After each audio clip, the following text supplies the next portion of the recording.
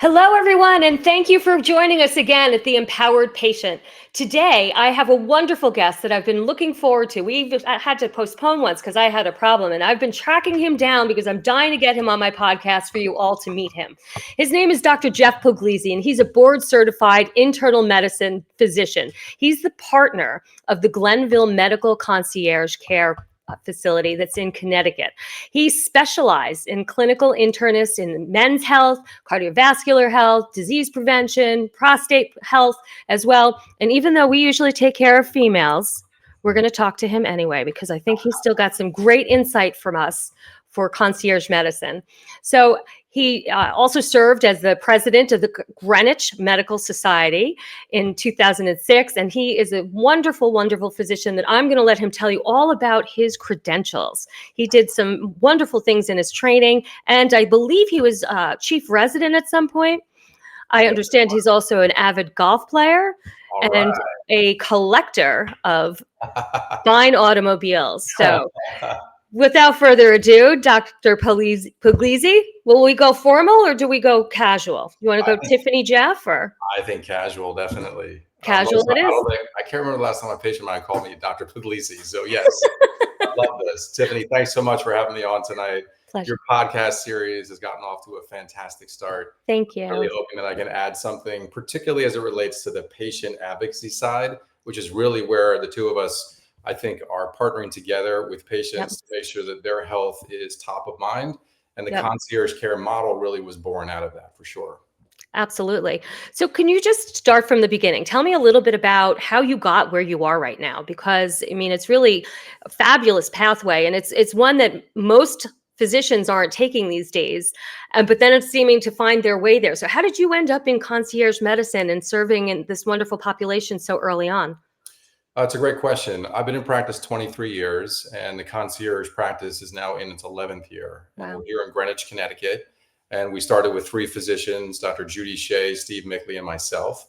Steve has retired in the last couple of years, and Sarah Mendelson, an ER physician, took over his practice. We'll talk about that in a minute as well. Sure. We've added Ralph Cipriani, an infectious disease doctor, and then Erica Kraus, who's an internist, but also has functional medicine training and weight management training. So the beauty of the practice that we've assembled, the 5 of us, is that there's a lot of complementary pieces to it. So patients that come to this practice, I think, get a really interesting blend of different types of medical pasts and interests. And I think that when we bring patients into the room, there are hundreds of times that we've brought another physician in with us. But really, this was born out of me practicing medicine as best I could in my first 10 years of practice at Glenville, doing everything I could to stay on top of my patients' lab data, hospitalizations, et cetera, trying to call families late at night, trying to make sure that everything was being meticulously done, and I just couldn't do it. I went to a fascinating conference called Bale Doneen. Bradley Bale is an internal medicine doctor focusing cardiovascular health, and Amy Doneen is a nurse practitioner out in Spokane, Washington. They've written a book on cardiovascular wellness, and they talked a lot about inflammation. And this is about 15 years ago. So I go to this conference in Seattle for 3 days, and I walked in and I loved it. And on Monday when I came back, and Tiffany, you probably have this exact same experience in the past, learned all this information, talked to all these phenomenal physicians and even dentists that were there, interestingly, about inflammation, about biomarkers for heart disease, about calcium scores, carotid ultrasounds, and everything that I couldn't wait to start doing. And I came back Monday morning and said to myself, I can't do any of this. I don't have time to do any of this. I can't implement anything that I just learned over the past 3 days.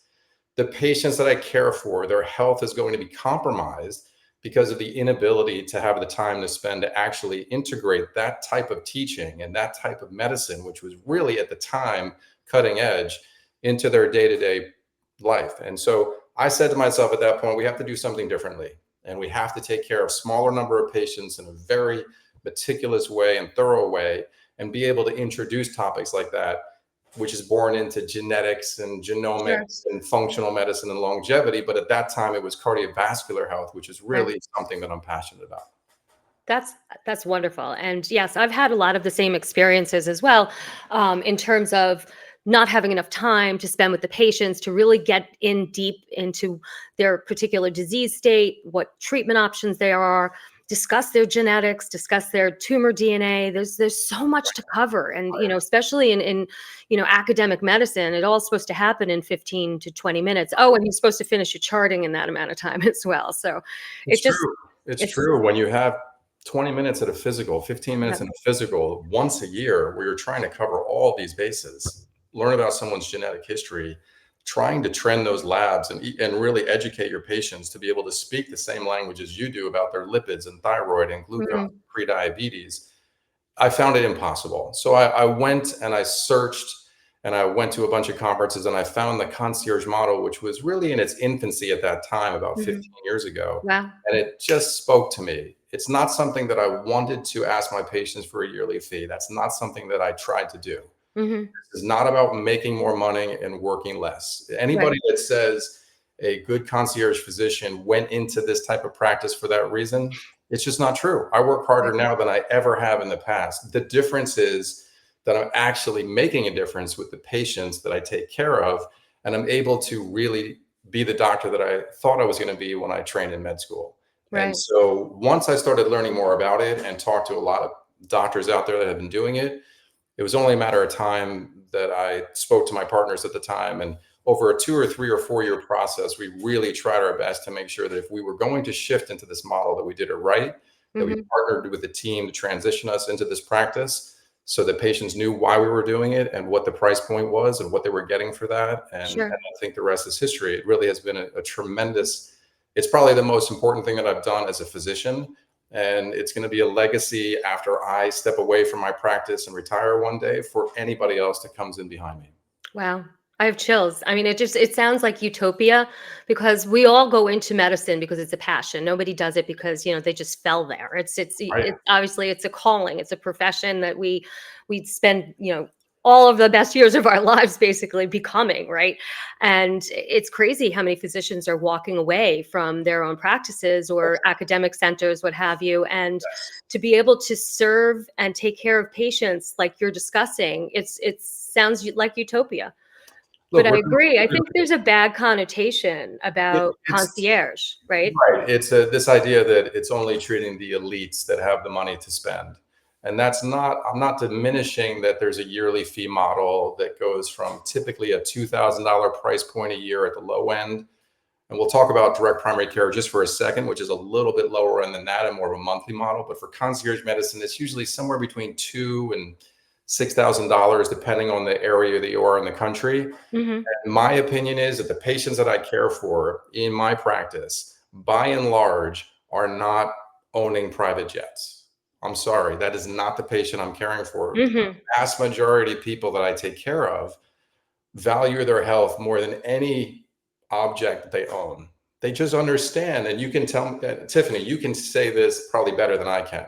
But when the shoe drops medically, Yep. when a diagnosis hits you medically, I don't care what age you are, your life changes instantaneously Yep. forever. And so too does your spouse and family and Yep. colleagues at work. And so it is a ripple effect. And unless you have somebody that can help you to advocate and partner and help you to understand what it was you were just diagnosed with, Mhm. you're just flapping in the wind. And I fear that a lot of patients out there are just so comfortable with the idea that I'm paying so much money in insurance, so I'm just going to go to a physician, and I get it. They're doing the best they can, and I'm seeing Uh-huh. the nurse practitioner and the PA when they're not available, and I've got 15 minutes for a physical, but I'm healthy and I'm 42 or I'm 52.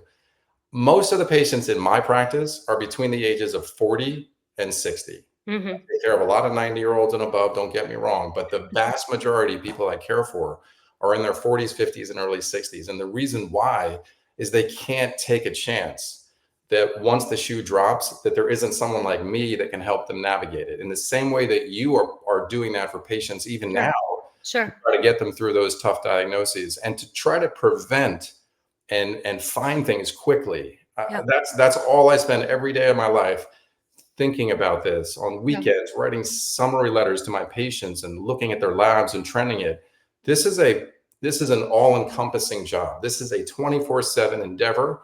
And if physicians are watching and they want to do it, they have to understand that this is a commitment that you need to give to your patient in order for this to work correctly. If you're not there for them when they need you, Right. I don't think the concierge medicine platform works, and it's not worth the money that someone's paying personally. So I've been very passionate about that. The doctors in my practice are likewise. Hmm. Having a 4 or 5 doctor practice allows for, I have a patient right now who's in the emergency room who fell, who's in her 80s, and I have a physician that's on call tonight, a partner of mine, and I just texted her a minute ago, said, "Look, I'm not going to be available for about 45 minutes to an hour.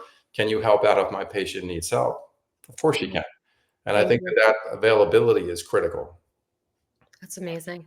I have so many questions. There's so many. You gave me so much to talk about. I can't decide which way to go. Yeah. Let me ask you one very obvious question about the finances. So, I don't think most people would know the difference of whether or not can medical insurance cover any of those annual fees. If you submit an ICD-10 code and a CPT code and what have you, they won't cover it at all. Sometimes health savings accounts, flexible savings accounts can help a bit. And I've Hmm. seen more, and this is what my passion is going forward Hmm. as I potentially step away from medicine in the future. One of my goals in life is to make employers pick up part or all of this fee for their employees, because that sends such a strong message. If you're a company trying to attract the best and the brightest, I want Tiffany to work for me. I want Hmm. her to be part of my company. Right. Here's the salary offer. And oh, by the way, Tiffany, I care about your health as much as I care about your work. And I'm going to make sure that you have $2,000, $3,000 to defray the cost of a good concierge physician, because I know the data suggests that these practices that are out there, and there are thousands of them out there, Right. are keeping patients healthy and are getting people seen immediately and get them back to work quicker. I just know that for a fact because I've seen it over the past 11 years that we've been doing this. Sure.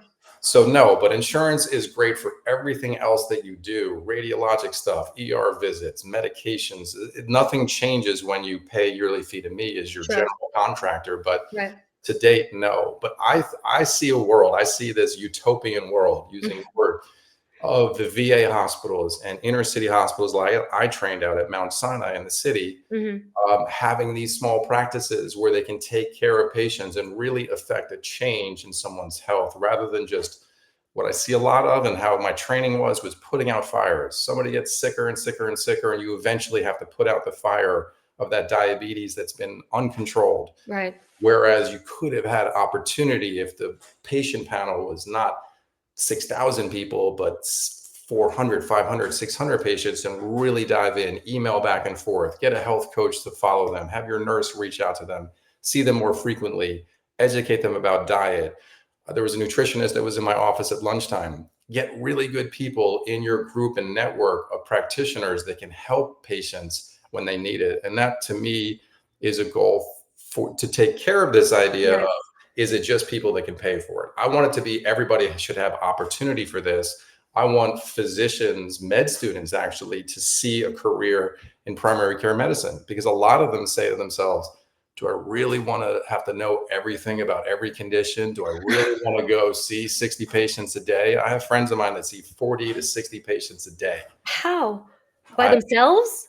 by themselves. I mean, yes, PAs and others that are helping, but it's Right. just, how do you remember what the first person had in the morning that you saw? I don't get that whole strategy. So this is an option for lots of people that value their care, Yeah. value their health, and I hope one day that it won't matter what your means are. I hope that this type of practice can be everywhere. Sure. Yeah, because I think at the end of the day, it saves time and money for Yes. patients and provides better care. 100%. Medicare, Um, Medicaid, and employers, I think that's the next real opportunity that we have to see the benefit and perhaps defray some of these costs. yeah, no, I mean, that sounds brilliant.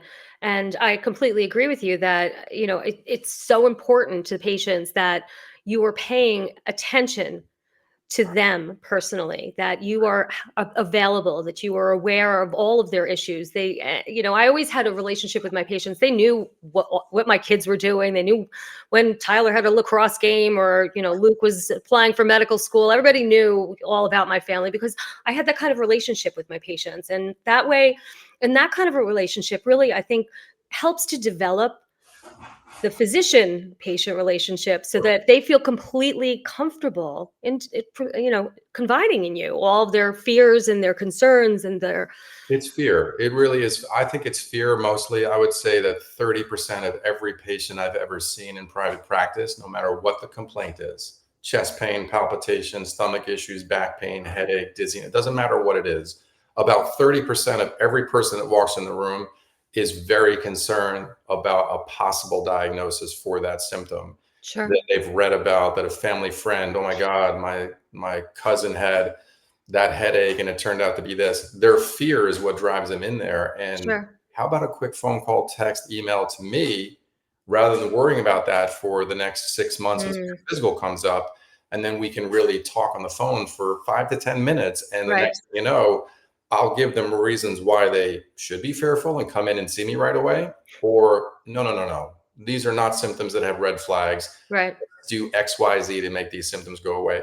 I think there's power in that. And there are Sunday nights, Saturday nights, multiple mornings that I get these texts or emails from patients. And within moments, that whole anxiety tamps down. And I yeah think that that's money well spent for them to know that they've got me when they need me, because the world of AI and even the Google search prior to this, the sure world of AI is going to allow patients, I think, to know a lot more about symptoms and what could be going on, that hmm differential diagnosis of different types of conditions that can cause these the things. differential part that they have problems breaking down is Right. right Yeah. In this yeah too much algorithmic world, like you need someone to help you to determine which possibility is most likely. And that's really what we do. Yeah, no, absolutely. I always found that, when if I wasn't on call, I would usually tell certain patients, not everybody needed to call me at 3 o'clock in the morning, but there were certain patients you knew that were going to need you. And so instead of getting the fellow on the phone Right. at 11:30 at night, I would tell the patient, just tell them to page me directly. Yeah. And because what I know about them and what I know going forward, I Right. could solve the problem in 3 minutes, whereas the fellow would have sent them to the emergency room, and then, it would have been a whole shebang, and really, I said, "You had gemcitabine, this type of chemotherapy today, and you expect to get a low-grade fever, and so" Well said. Yep, That historical knowledge of that person. I mean, most of my patients in this practice have been with me for 23 years, and that we've gone through this journey. Everyone goes through a journey of health. yeah, Not This is not a straight line. I don't know anybody that's gone through a straight line. It's always the ups and downs of fear and illness and injury and surgery and medications and etc. We have to have someone that helps to navigate that and partner with you. And that's really what I love doing so much, is to partner with my patients and to understand that we are patients too. I joined a concierge practice 5 years before I even opened my own, because I wanted to see interesting. what it was like. I wanted to Mhm, pay the yearly fee. I right, wanted to see, like, how do I do this? What do I learn from the physician that's caring for me that I mhm, want to emulate, do differently, et cetera? There was much power in that. And any physician that could be watching this broadcast, make sure that you're a patient first of a concierge practice before you ask your patients to pay you a yearly fee. You want to see what it feels like, how you utilize it, and the benefits that you receive. wow, that's really, really good advice, because I was actually going to ask you, how do you know what you need to do as a concierge physician, right? Like, there is no line. I guess there's no boundary anymore within concierge medicine, Sure. I suppose. But, when you tell me that you're writing letters on Saturday afternoon or about the patients and stuff, how is there a playbook on concierge? Like, what's expected? What should you be doing? That's a high level question, because no, there isn't. But what's fascinating is there are a few different ways to answer that. The first is anybody that transitions to this type of practice should talk to a lot of physicians that have already done it. Number one. Hmm. Number two, they should have a team that transitions them into this practice to take a lot of the administrative burden off of them, talking to patients about it, collecting yearly fees, things like that. And Special Docs, which is the team that I use out of Chicago, have been doing it for 20 plus years. Hmm. The team is incredible. And they gave great information about the nuts and bolts of what to offer, how much time to give, what the patient panel should be, what the appropriate price point is in the market that you're looking Hmm. to do. How do you transition the maximum number of patients from your current practice into another? They're even finding practices for doctors in one particular state to move elsewhere to help grow a practice, because a lot of us are filled with waiting lists. Sure. Guarantee you that in my general vicinity, Yeah. most physicians in the concierge marketplace are filled with waiting lists. Wow. If you do it for too many people, then you're distilling exactly what you can do and Right. and the value that you bring to each patient. The other place that I would go is Michael Tetrault, who is a Yes. wonderful guy down Yeah. in Atlanta, who he helps to run a Concierge Medicine Today, which is an online journal. They have a yearly meeting at the end Yep. of I signed October. up for it. Hey, you'll see it firsthand. I used to lecture there a lot. I've Uh-huh. talked on panels there a lot. You hear from individuals that have done it. Hmm. That was really where the Baledonian experience got me interested, Hmm. and the Concierge Medicine Today meeting got me ready. And once I got ready, then I picked the partner that I wanted to use to transition our team and went to work. And that's kind of how I figured it out. And for any physician that's kicking the tires on this one, Hmm. call special docs, go down to the Atlanta meeting, speak to Michael, call me. I mean, I've mentored a lot of young physicians to do this, and I just want to continue that ripple effect of doctors and I love that. even specialists. I mean, there are endocrinologists that do this, rheumatologists, cardiologists, you name it, oncologists, Which is as yourself. There's no doubt that there's a huge marketplace for specialists to really spend the time with patients. And I love that. And the more that do it, the better care patients will get for sure. Mhm, mhm. So I just put up a QR code for anybody that's interested that would like to either speak to Dr. Puglisi as a patient or as another physician. I know that he's very generous with his time, which I don't think you sleep a lot. You have children too, right? I don't have any kids. No, no kids. I'm Okay, well that's good. able to do what I do. Exactly. Yeah, there you go. But But no, Glenville Medical, conciergecare.com. 203-531-1808. You can yeah, talk to anybody there. I'm happy to speak to any patient or physician that's interested. This has yeah, been a passion of mine. Obviously, I love it. It's not for every single physician out there because sure, there's a commitment part of it in the same way that you have committed yourself to educating patients on multitude of levels, right. podcast, book, consulting, your Yeah. previous career. I mean, it's just once you reached out to me to get on the podcast, it was not so much me to talk to your audience, but it was more to meet you because I think that sharing patients together in the future is only going to help my practice be what it should be. That's wonderful. Thank you. I'm looking forward to helping collaborate with you. So tell me a little bit about functional medicine. You started to mention that a little bit, and that Sure. seems to be a big buzzword these days. And Yeah, I have to tell you, having come from academic medicine, it yeah, seems almost like a dirty word to I know. say. We And didn't learn so it I, because you I'd were love to hear not what your thoughts are here. on. Never learned it, right? No, you're not even allowed to say it. Yeah. So I, there are a few different things to say. Integrative functional medicine Hmm. and longevity age management medicine are Hmm. kind of the buzzwords for Hmm. nutritional health, supplement health, exercise health, understanding longevity better, what can help us live longer, prevent disease, Sure. etc., lower inflammation, decrease the likelihood that the microbiome is unhealthy, prevent that COVID experience to give us chronic symptoms. There are just a whole host. Autoimmune disease fits so beautifully into Sure. this. And what's interesting is that when you go back 10 years or so, when I first started thinking about integrative medicine, there was not a lot of data. There Hmm. wasn't. It was more anecdotal. Hey, I think this works. I think this works. Right. Now, when you go to the A4M conference, the AMG, the Hmm. IFM conferences out there, there's so much data. There's Yeah. literature out there. There's case controlled and double blinded controlled studies that show that a lot of these supplements and anti-inflammatory diets, et cetera, do really have merit. And I really feel like we're unlocking the code a little bit in the microbiome. Hmm. I also think we're unlocking the code in terms of understanding the interplay between the brain and the gut as it 100%. relates to weight and prediabetes. Yep. If you said to me, if I could eradicate one thing right now in my patients completely, it would be pre-diabetes. It would be understanding that a patient is probably walking around right now who may feel pretty healthy, but has an Hmm. insulin level that's too high, a fasting sugar level that's too high, that is allowing for inflammatory changes in their body. I was going to say inflammation. That would be the one thing I would want to get rid of. I think that's true. Yeah. And that decreases the risk for heart disease, for stroke, for cancer, for everything in between. So, Alzheimer's. Yeah, sure. correct.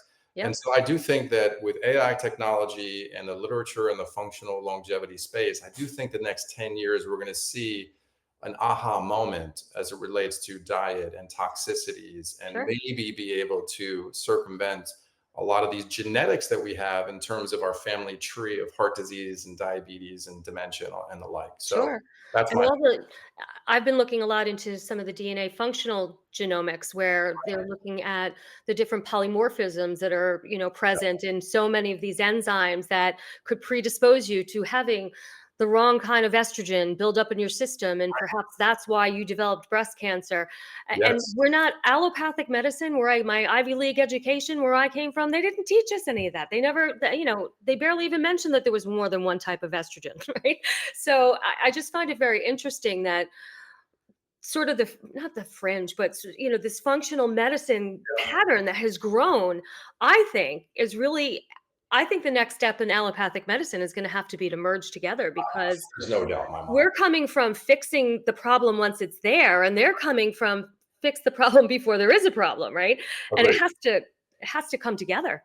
And I think it will. I think I had a good friend of mine, colleague, recently email me and said, "Jeff, where should I go to learn more about functional medicine and Mm, longevity? Because every single patient of mine is asking about it, yep. and I want to know what's real and what's not." Yep. And I think that if you go into these conferences with an understanding of like, I'm not going to just buy everything that I'm hearing. Right. I'm really going to try to synthesize it a bit. That's the and before the pandemic, I was probably on the road to getting a functional medicine degree, probably learning a lot more about hormonal treatments of Mhm. testosterone, bioidentical Sure. hormones. And the pandemic, unfortunately, just kind of cut me in my tracks. So I haven't done that. But what I did Mhm. instead is bring a functional medicine doctor in who Great. knows a lot about this and has been able to talk to patients of mine about the integrative way of caring for patients. And it just switches your mindset fully. And Sure. I love it. So yeah, I do think the med student that goes into med school in the coming years is going to be very much exposed to this. And I hope Sure. you will. Yeah, I hope to see that they're going to start to integrate with one another for sure. Wow, that's amazing. So, Most yeah, of the concierge practices, when you really look at it globally, are sure. female physician practices that are dealing with bioidentical hormones, weight Mhm. loss management, and other kind of perimenopausal issues. And there's a Sure. huge need for that. And we've seen incredible growth in that industry, and so many amazing female physicians throughout the nation. I mean, I could name 20 of them off the top of my head that are just rock stars that are practicing medicine the way it should be, Mhm. lecturing about it. It's just, I really wanna meet those people because those are the people I yeah, really would like to collaborate with as well. They're right in my space. no doubt. No. Yeah, no, that's great. I would definitely, when we get off air, I'm gonna hold you to that. Very So, Jeff, this has been such a pleasure, as I knew you would be very, very interesting and so informative about concierge medicine, about how you empower and you personalize the medicine for your patients, how you spend so much time with them, and that you really help to promote not just prevention of disease, but their general health. And sure. I'm really, I love what you do. I really do. Great. I Any have last, something I just want to read real quick here on the oh, thank you. yeah, the bottom of my letterhead, interestingly, from Glenville Medical, reads a quote that we decided to put on there 11 years ago. And Oh, it wow. says, "Your commitment to wellness doesn't happen by chance, it happens by choice." And I think that embodies what patients bring to the table. They're choosing and making a financial choice to join a practice because they really want to be healthy and they would want to stay healthy and partner with somebody who can be their advocate. Sure. I would also say to any physician that's contemplating this, you Yeah. better make space for patients who can't pay. You better have a portion of your practice that doesn't pay you a dime. And that's a give back that I think every concierge physician should commit to. It's something that we've all committed to for particularly older patients who Sure. we've known forever, who don't have the means to pay for this practice. Hmm. That's not something we're charging them for, but it's something that is so meaningful to us. And it's a give back that I think all of us should do. Yeah, wow. That's really touching. I'm glad to hear that you do that. I don't think most people know that concierges will even consider doing that, because I think you're right. I mean, it's coming from your heart. It's your passion. Yes. This is our purpose. Yeah, thank you. I really appreciate you having me on tonight, Tiffany. Thank I can't you. wait to see how you're continue to grow your brand, to grow Thank your you. consultancy, Thank and you. educate physicians like me and patients. I'm almost positive in the near future you will have patients of mine that just want to learn from you and help Wonderful. navigate the world of cancer, which is extremely scary. Yeah. I Yeah. can't afford it, Weill Cornell, and that's extremely meaningful to me. But Yeah. see patients that are going through that and to be able to help them through navigate Sure. this, particularly if it's a disease that has chronicity to it, Yeah. not just cut out the cancer and you're cured. Right. Treatment and side effects and scans every 3 months and everything else that you live through. I give you all the credit in the world, and patients are better off for it. Thank you, Jeff. Thank you so much. I appreciate that. I really do. I love what I do, and I'm proud to be able to help people. And I feel honored every time someone chooses me to let me help them along their journey. So, Awesome. all right. Listen, this has absolutely been a pleasure. Thank you again. And thank you, everyone, for joining us. I hope that you enjoyed this conversation and you found some value in it. I'm sure it was eye opening for a lot of people because I think Dr. Puglisi really helped us to understand concierge medicine and what they can provide at a much deeper level than even I had understood. So until next week, thank you. Bye bye.